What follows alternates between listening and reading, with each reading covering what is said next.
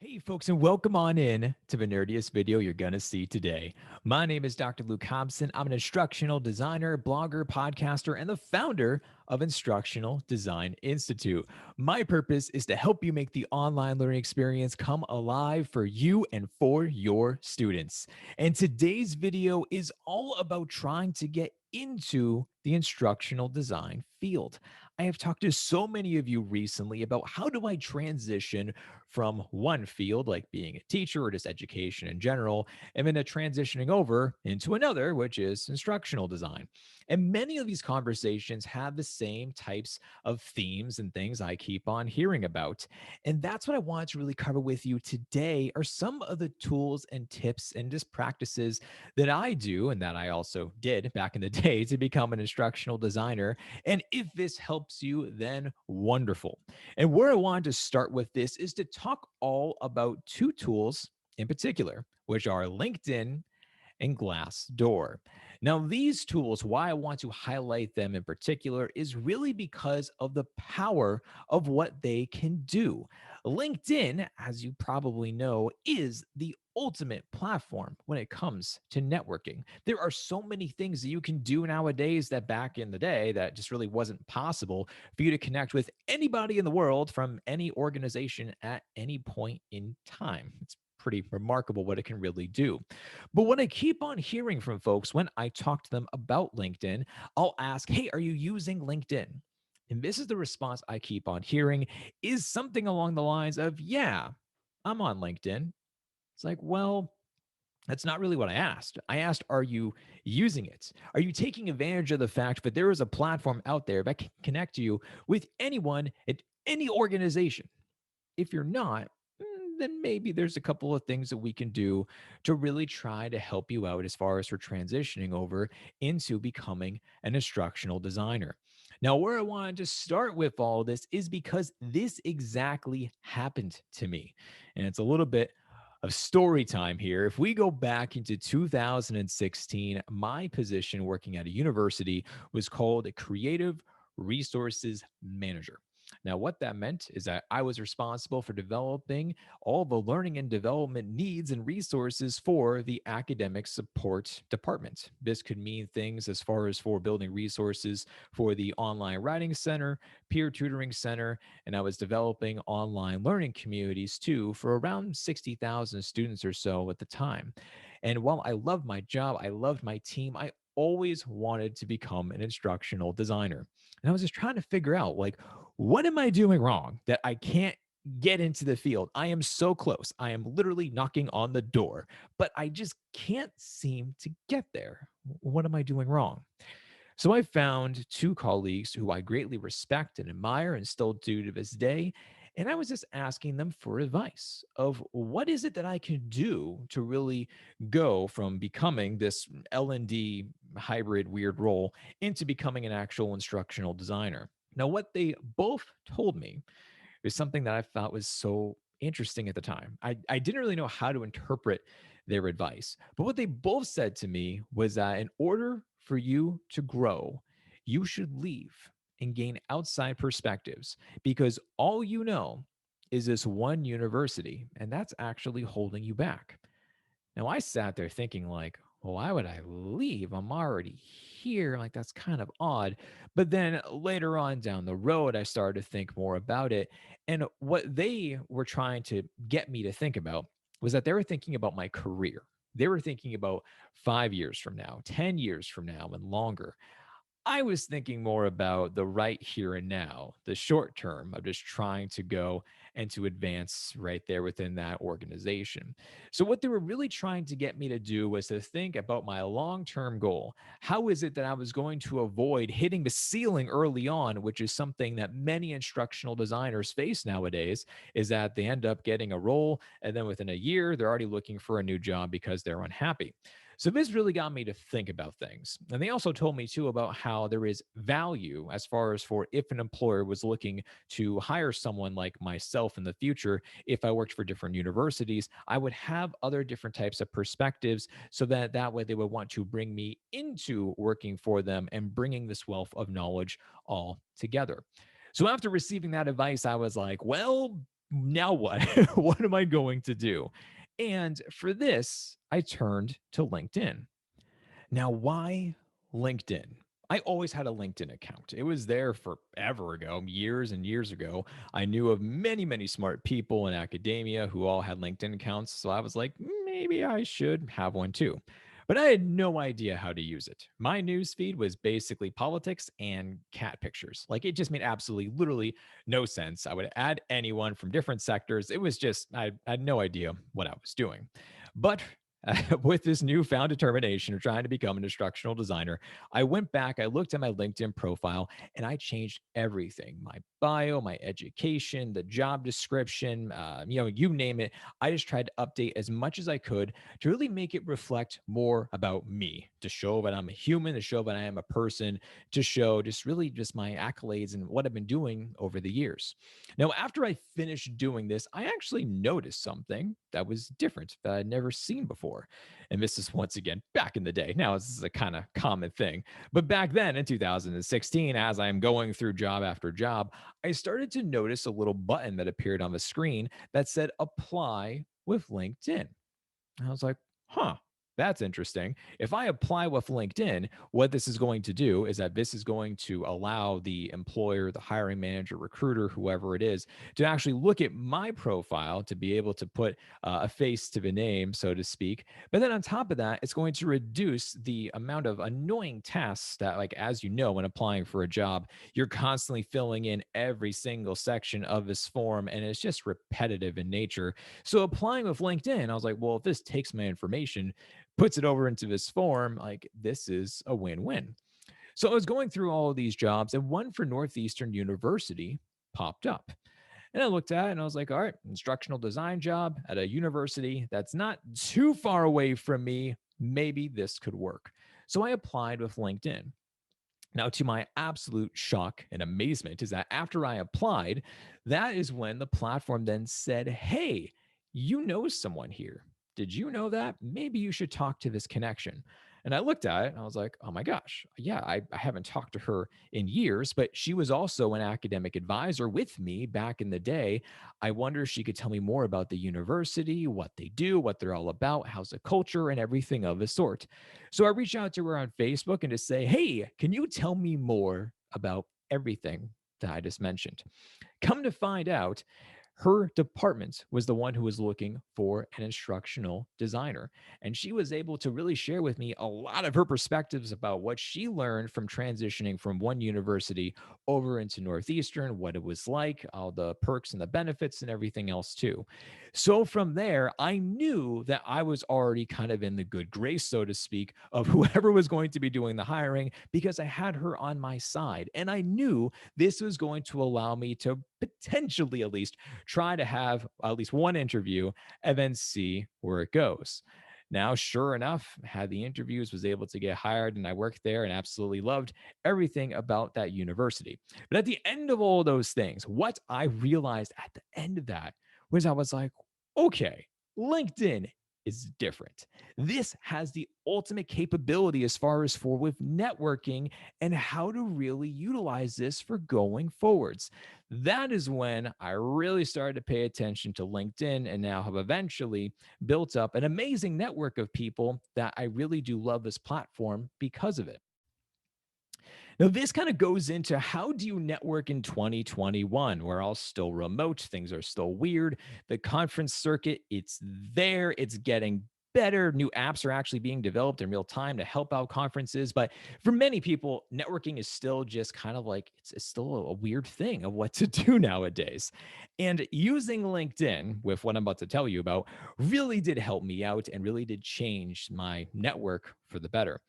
So the first is that I was able to connect with other instructional designers. Now, what ended up happening, this was actually a goal of mine in my performance evaluation one year. I just said that I don't know anyone in my little bubble of instructional design. I'm in my own little island. I only know other people from the same university. Like, I need to grow. I need to find more people and listen to them and see what they're doing and everything of a sort. So I was intentionally trying to connect with other instructional designers. Now, what ended up happening that I wasn't really realizing at the time is that my newsfeed drastically changed. The way that the algorithm worked in the back end is that it was like, oh, you're hiring all these other instructional designers. Sorry, you're connecting with all these other instructional designers. Well, then maybe we're going to start recommending you to connect with these other instructional designers. And then all of a sudden, my feed went from weird pictures of cats and all this other random stuff to now all of a sudden being about articles and blogs and podcasts, all pertaining to instructional design. Now, it wasn't me trying to seek out to learn something new. I just had to simply log into LinkedIn, and all of a sudden, all this information was there that I found was really interesting. Now, something else that happened too that I wasn't really expecting from all of this is that the more and more instructional designers I connected with, the more I heard about new instructional design opportunities. Now, this is because the instructional designers who are sharing these job postings and opportunities, well, it's their team that's doing the hiring, whether there was a vacancy or whether they were just trying to look for a new leader or whatever it is, another team member, they would share this first, sometimes before the job posting even came out. I would read things from people saying, hey, my team is hiring. Be on the lookout. Next week, we're posting this job. If you have any questions, so beforehand, message me. And I would see so many of those. And I still do to this day. I even had a conversation with someone yesterday where they're looking for a couple of senior instructional designers. The job posting isn't coming out for another couple of months, but they're trying to do their prep work beforehand just to see, do I know anyone that I would recommend for the job? So something I never really thought about with LinkedIn, but this keeps on happening every single time. Now, maybe you're wondering, where do I find these instructional designers? My network just doesn't just miraculously appear out of thin air and have all these different people to add.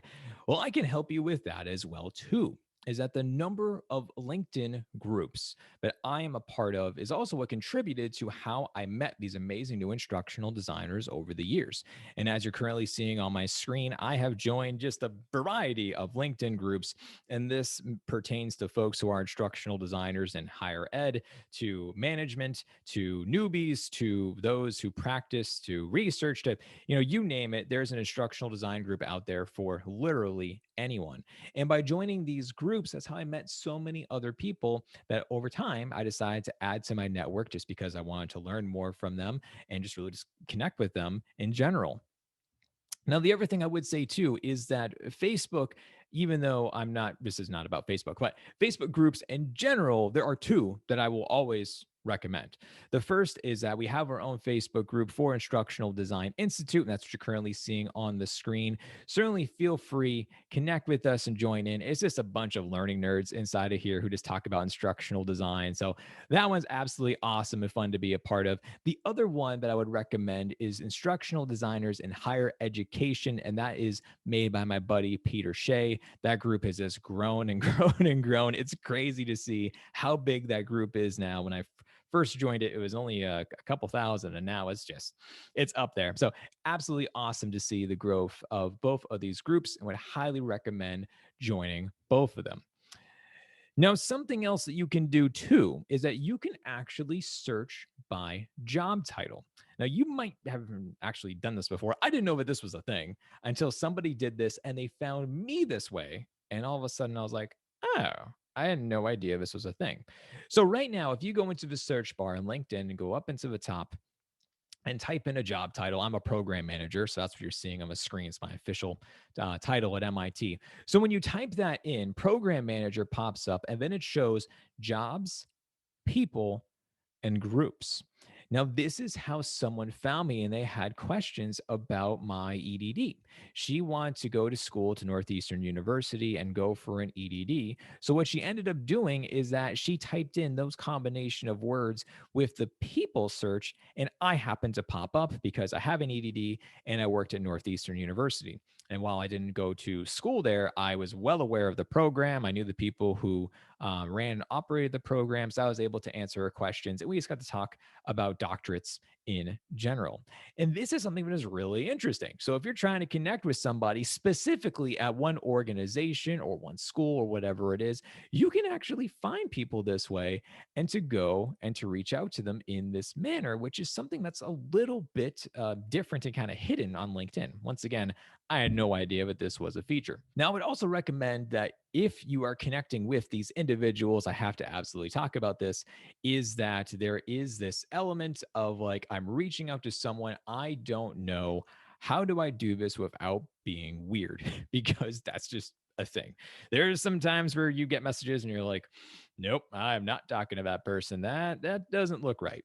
What you're seeing on the screen though is a message I received from somebody that I responded right away because I could tell that she was a real person that we actually wanted to talk about instructional design, and she was just curious on a couple more things about like online higher ed.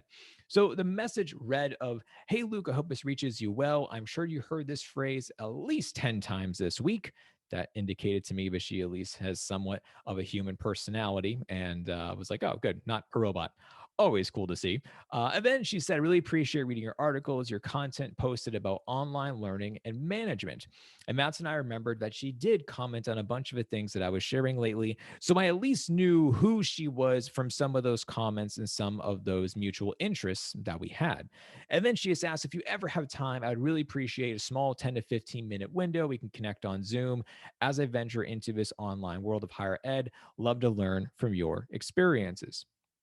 Now, the funniest thing about all of this is that we connected. We talked more about just what it means to be an instructional designer in this higher ed world. And through our conversations about everything from interviews to how to apply to jobs to, you name it, she eventually did go and become an instructional designer. And she's doing phenomenal and awesome, which is so cool to see. But she also became the first student within Instructional Design Institute. She helped me with the pilot program. She helped me with writing some of the content. It's just absolutely amazing to see someone's growth over that period of time. But once again, it goes back to the power of connecting with someone, back to networking, and what it could really lead to at the end of the day. Now, another group of people I would highly recommend connecting with, not just for individuals, but also you should be connecting with recruiters, consultants, and hiring managers. These are the folks who are going to be posting these jobs, and that's how it's going to start to kind of pop up into your news feed as you see that other people are posting about them. However, there is one individual in particular that you need to add right away in the instructional design space, and his name is Eric Domke. Now, Eric, I don't know how he does this. He is just a machine. He somehow finds all of the coolest and most innovative instructional design jobs that there is, and he comments on them. And then by doing so, this then pops up on my feed, and then I share it with other instructional designers and those in the learning and development space. And it's just amazing. I don't know how he does it. I have no clue. But before you ask, I did get his permission to put his picture inside of here. And I did give him a heads up that this is going inside of a YouTube video too. So if you do add him, he's expecting it. So it's a-okay there if you do connect over with him and just say that, hey, Luke sent me. I hear you post some awesome instructional design jobs. I'd love to follow along. So there you go. There's one new connection for you. So now I want to talk about transitioning away from the people side of things, the networking side. Now I want to talk more about the organizational side. And for talking about this, I want to talk about a tool known as Glassdoor. Now, if you haven't used Glassdoor recently, they have changed so many things to be incredible. I used them years and years ago, and at the time, they kind of were just similar to other competitors. But all of a sudden, they revamped everything, and now it's incredible. So, hats off to Glassdoor. It's an incredible free tool that we're going to talk about right now, how to use this and to take advantage of it. So the first is that Glassdoor allows you this visibility and clarity as far as for if you are trying to find the right organization, which is the right one for you out there. Now, why I wanted to mention this is because I know when talking to many instructional designers breaking into the field, they say that they just want a job and they'll work anywhere. And that is not the right approach. You clearly want to, obviously, I know you want to get an instructional design job, but you want to find the organization that's going to treat you right and that cares about you and your growth. That should be high up there on the priority list. And Glassdoor is going to give you that visibility. So, what you're currently seeing on the screen is that, yes, you can see the benefits, you can see the salaries, you can see all these different things, but you can also go and check out the review section. Now, this review section is anonymous, and that's what makes this tool so powerful. So, as you're currently seeing, we're just looking at MIT right here, and this is showing over 2,000 reviews. Many of them are positive, obviously, because it has the 4.5 stars out of 5. The approval rating for our president is, off the charts, and all that makes a lot of sense. And this is an organization that you want to try and look for is to find something that has incredibly high ratings and reviews and allows you to go through and to read these because once again they're anonymous. So the people who are leaving these reviews, and yes, you're going to have some folks who are disgruntled and upset with the organization, so they leave nasty reviews, but for 9 times out of 10 I would say that the reviews are pretty honest and just talking about things that typically happen within the organization. Now, the other thing you can see from this too is that if you were to go and to look at an organization that doesn't have the best of ratings, it's quite telling because it is anonymous. People are truthful and they will tell you why the organization really isn't up to what you might think that it actually is.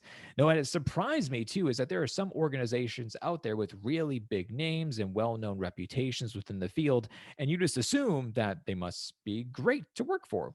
But then you go and you find them on Glassdoor, and then you start seeing all these 1 and 2 star ratings, and you're reading review after review of folks being unhappy, and you're like, oh, maybe I don't want to work there. And this could be something as far as for culture or leadership or too much change, not enough stability. There's a number of different things for why this could happen, but it's really quite telling. Now, the other thing with all of this too is that what you're going to notice is that if you see an organization that isn't really doing so hot and you see all these negative reviews, there are two different ways that an organization can try to go into here and to either appropriately respond to these comments or to try to just get away with it and fix the ratings. So, what you're going to see sometimes is that a representative from the HR department or training or whoever it is goes and comments down below in the reviews basically saying something along the lines of, thank you so much for bringing this to our attention. We had no idea. This is so helpful. We're going to make things right in the future. Once again, thanks for your feedback. Something like that. Now, you're going to have other organizations, though, who make fake accounts and they're trying to boost the ratings by giving things 5 stars. And it's very clear when that happens, too, because you're going to notice that there is just all these negative reviews for a long period of time. And all of a sudden, there's like this tremendous spike one day, and you're like, that seems odd. And then, sure enough, the employees will then comment on it, being like, "Oh, looks like they found out about this website. Yeah, those are all lies. Don't read those reviews." Really interesting. It's like a case study to see how people respond to things with their own reputation on the line with Glassdoor. Now, I know that for some organizations, they also ask the new employees who are training to leave 5 star reviews at the end of their training session.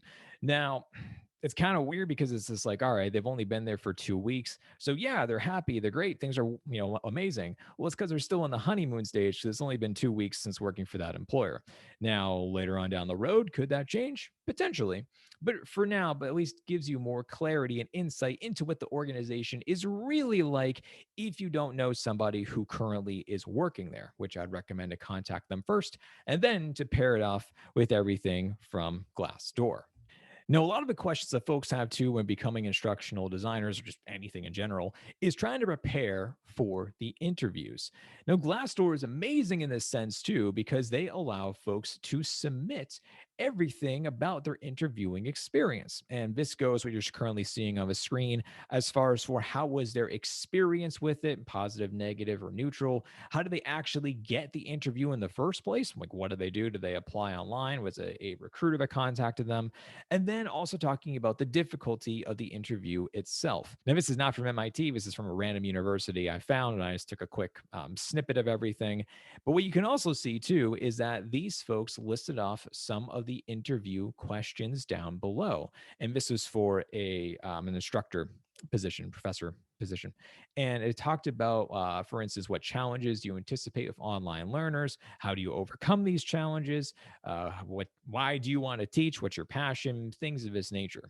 And you can go and search for the job title within Glassdoor and then go find common interview questions for that job title. So whether it's instructor, instructional designer, or whatever it is, you can find these things. And chances are the bigger the organization is, the more of these types of interview questions you're going to find.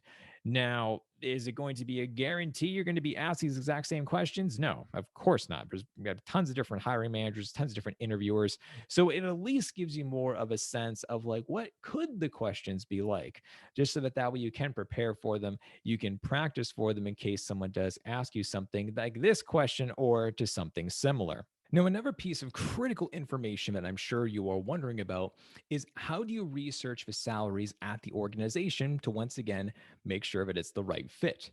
Now, what you are seeing on the screen is from one organization that has hired many, many instructional designers. And because of that, this is going to give you a confident level of assessment as far as for is this salary actually accurate or not.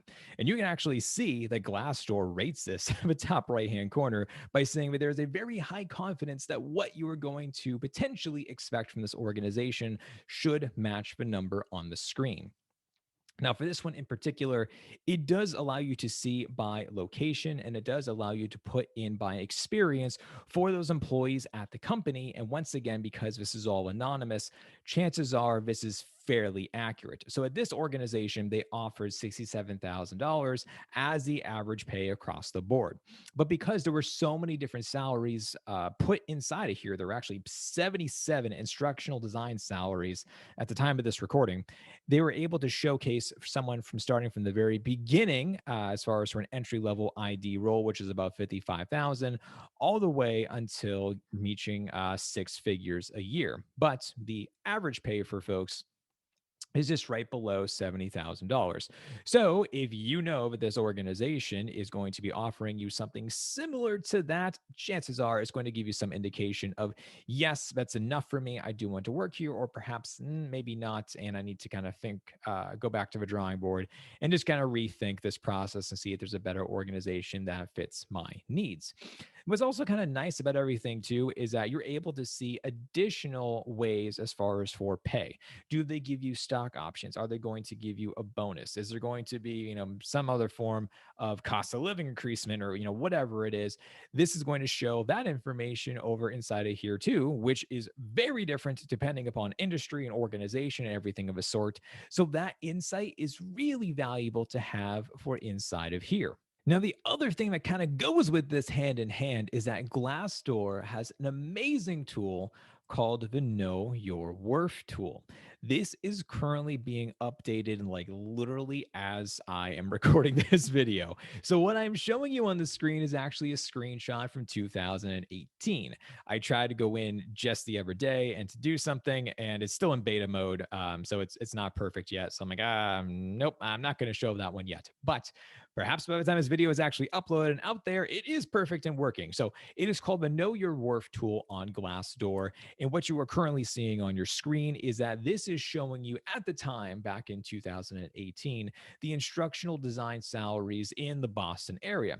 That's where I was working. And I was curious about, was I making the right pay as far as for my industry, my company, and everything of a sort too. So this allows you to actually go in and filter by those things. You can go into the different type of sector. You can go into how large the organization is, how many years of experience you have, and then determining all those factors in mind. That is when Glassdoor is going to give you a number of what you should be making. And yes, it does once again give you a range, but it does give you an average base pay. So at the time of this, it was around $86,000 a year back in 2018.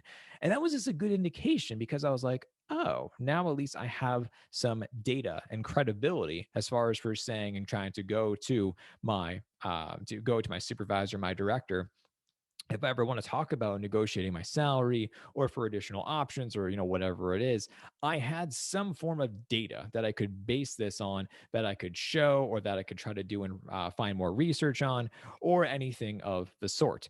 What's also very helpful for folks who are trying to get into the instructional design field is that this will give you at least a little bit more talking points if you're going to be negotiating with the hiring manager or the employer.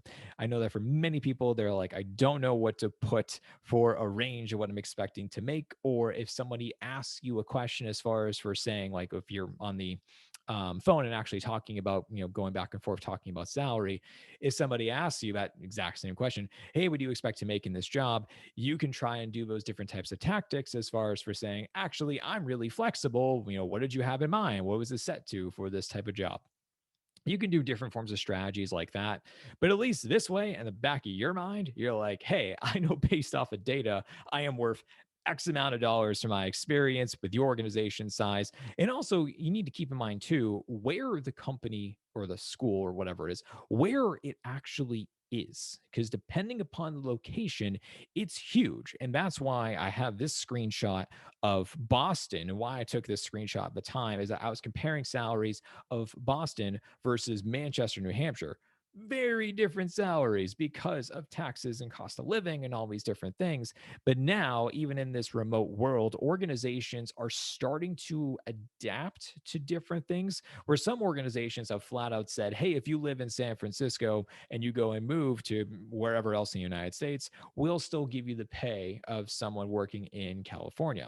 Now, there are some other organizations who have done the opposite by saying, no, you're only going to make this amount of money if you are physically in this state or nearby or something along those lines. So, do that research too. Location really matters, especially for instructional design. There's a big difference depending upon where you are. All right, folks. So, in conclusion, just to wrap this all up, LinkedIn, ultimate networking platform. It can help you immensely with applying to jobs and seeing your connections who work there. It allows you to network with the right people from different organizations in different sectors and allows your news feed to change as far as for what you really do want to see as far as for posts within the instructional design world. And then lastly, I would highly recommend to join different instructional design groups like the ones I talked about on LinkedIn or the two that I mentioned on Facebook. And then for Glassdoor, you need to read reviews. You need to practice these interview questions just to give you a little bit more knowledge about trying to prepare for things and not just winging it. And then finally, researching the salaries. How much are you worth? What is the organization willing to pay? And where do you meet them in the middle? Where do you start to negotiate? All incredibly important things. Well, folks, I hope that you enjoyed everything today of what I was just kind of rambling on about for the last, I don't know how many minutes that is. Well, last, it was a while.